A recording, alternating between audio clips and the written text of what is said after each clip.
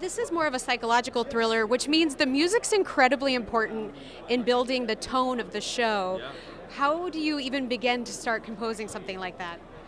Well, I think all things that are scary, when you're talking about a psychological thriller, the scariest stuff lies in the imagination, in your mind, not what you're seeing.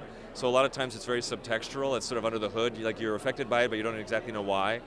We have a very sort of smaller ensemble. It's almost like a jazz score, but there are some very weird, gooey sound design elements that kind of come in, and if I'm doing my job right, you're sort of affected by it without really saying, oh, the music's doing this. It's sort of a contributing part, working all together. So it was a really yummy challenge, I'll put it that way, and they were really cool.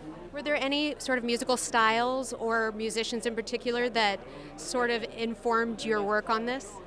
That's a great question. Yeah, I would say Bill Evans, the jazz pianist. I don't know how many people know him, but there's kind of a hauntedness to the sound of the show. This character is a damaged character. She's trying to make her way. So there's a lot of aloneness. I don't know if I call her lonely, but there's a lot of aloneness in this character. And A lot of minor keys? a lot of minor keys and open things. And Melissa, to her credit, whenever composers will always try to be, oh, look how great we're being, and she'll be like, you know what, the music can do less and still be as effective. So a lot of times we ended up not having to do very much because the acting and the writing was so extraordinary.